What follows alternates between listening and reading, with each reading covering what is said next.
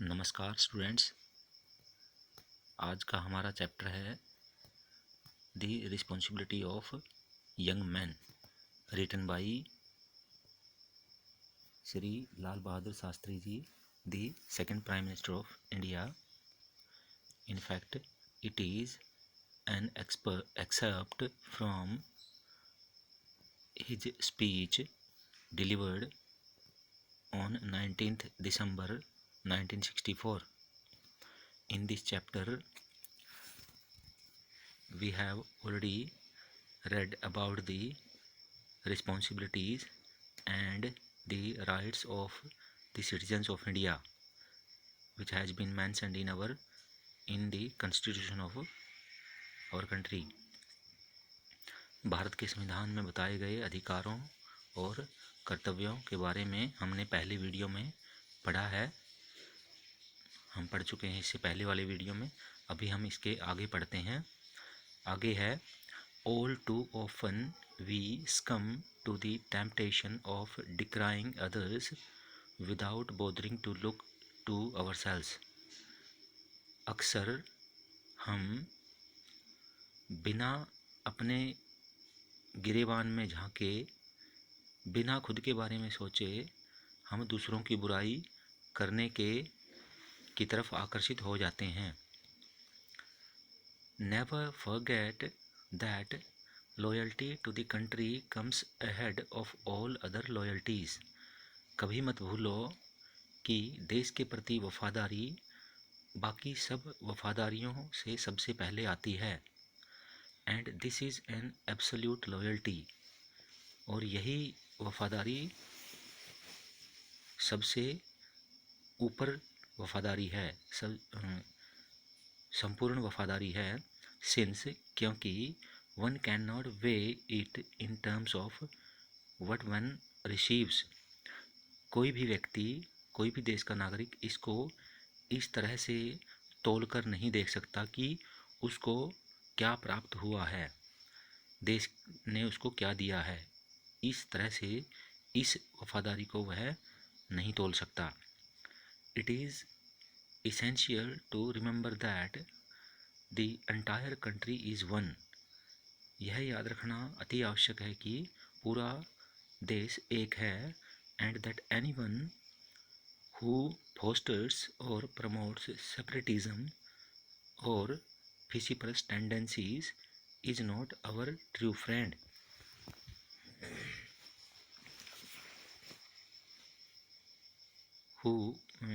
It is essential to remember that the entire country is one and that anyone who fosters or promotes separatism or vociferous tendencies is not our true friend.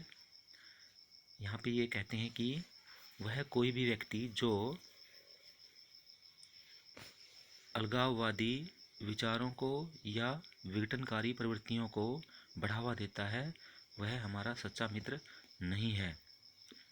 What I have said stems from a desire to see that the youth of our country prepares itself in a disciplined and determined manner for the responsibilities of tomorrow. What I have said, जो कुछ भी मैंने कहा, stems from a desire to see, वह यह देखने की इच्छा से पैदा होता है कि the youth of our country, हमारे देश का युवा, प्रिपेयर्स इटसेल्फ, अपने आप को तैयार करे, इन ए डिसिप्लिन्ड एंड डिटरमिन्ड मैनर, एक अनुशासित और संकल्पित तरीके से अपने आप को तैयार करे कल की जिम्मेदारियों को वहन करने के लिए, कल की जिम्मेदारियों को उठाने के लिए। A democratic country is sustained not by the greatness of a few. कोई भी लोकतांत्रिक देश कुछ की महानता से बना नहीं रह सकता या जिंदा नहीं रहता, but by the cooperative effort of the many, परंतु यह सभी के प्रयास से ही टिका रहता है, कोई भी लोकतांत्रिक देश। The future of the country is in your hands. देश का भविष्य आपके हाथों में है। And as the older generations complete their task, और जैसे ही जो पुराने लोग हैं, पुरानी पीढ़ियां हैं, अपना कार्य पूरा करती हैं, the new ones come along to take their place, और उसी के साथ साथ नई पीढ़ियां उनकी जगह लेने के लिए आ जाती हैं। If they are well equipped as individuals and as citizens, नई पीढ़ियां अगर अच्छी तरह से सुसज्जित हैं व्यक्तिगत रूप से और नागरिकों के रूप में भी फुली प्रिपेयर्ड हैं, वेल इक्विप्ड हैं, सुसज्जित हैं ज्ञान और विज्ञान विचार से, the countries future will be bright Indeed, देश का भविष्य वास्तव में ही चमकदार होगा। At a time when you are at the threshold of a new period in your life, at a time when you are at the threshold of a new period in your life, जब भी आप अपने जीवन के एक नए period पे, समय की दहलीज पर होते हैं, I would urge you to play your role with confidence, मैं आपसे आग्रह करूँगा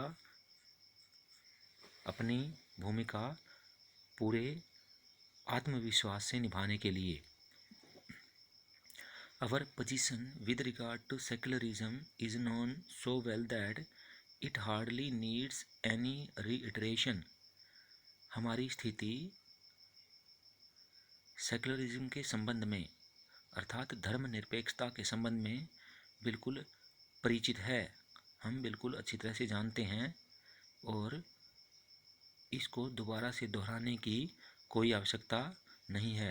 it is embodied in our constitution, यह हमारे संविधान में ही पिरोई गई है, संविधान में ही इसको रखा गया है, एम्बॉडी किया गया है, एक शरीरीकरण किया गया है संविधान के साथ ही इसका, धर्मनिरपेक्षता का, which ensures equal respect for all religions and equal opportunities for all citizens irrespective of their caste and creed and the faith which they profess,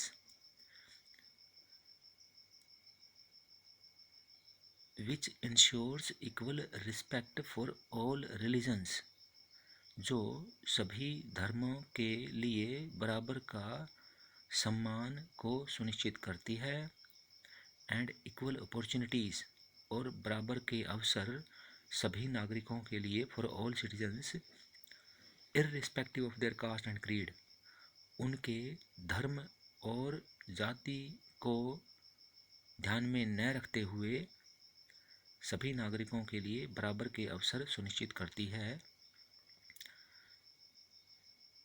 and the faith which they profess, और वो आस्था और विश्वास जो वो संजोए हुए हैं या रखते हैं, जिसको वो मानते हैं, उसका ध्यान न रखते हुए। In spite of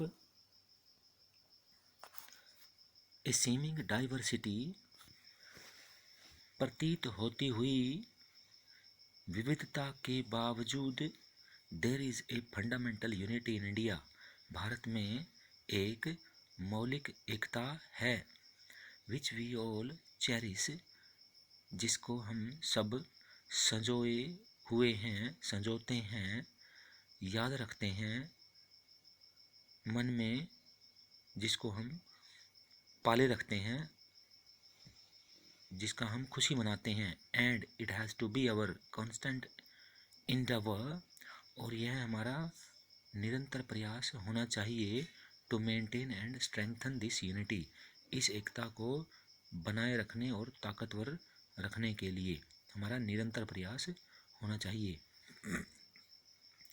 the country can progress only if it does away completely with vociferous tendencies and emerges as an integrated whole, देश केवल तभी उन्नति कर सकता है, प्रगति कर सकता है, if it does away completely, अगर यह पूर्ण रूप से त्याग दे, with vociferous tendencies,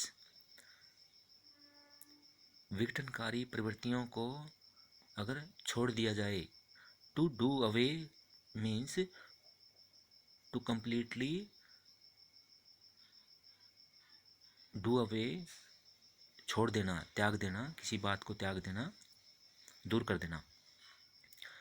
with fissiparous tendencies and emerges as an integrated whole, और एक संपूर्ण एकीकृत संपूर्णता के रूप में उभर कर सामने आए, तभी देश प्रोग्रेस कर सकता है। And it is in the field of education, और यह केवल शिक्षा के क्षेत्र में ही हो सकता है कि the seed of secularism has to be sown at the earliest stages, धर्म निरपेक्षता का बीज शुरुआत के ही स्टेजेस से, शुरुआत की अवस्था से ही बोया जाना चाहिए।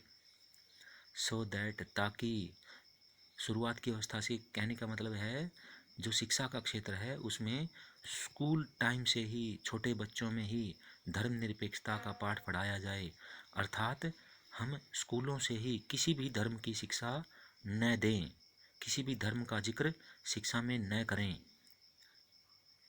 सो that the plant can be carefully nurtured as it grows, और ताकि जो बालक रूपी पौधा है उसको अच्छी तरह से पाला पोसा जा सके जैसे जैसे वह बढ़ता है। तो इस प्रकार से शास्त्री जी ने अपने भाषण में ये धर्मनिरपेक्षता, व्यक्ति की जिम्मेदारियों और अधिकारों से इस चैप्टर में बताया है। हर नागरिक को उसके अधिकारों और कर्तव्यों के बारे में जानकारी होनी चाहिए। Thank you.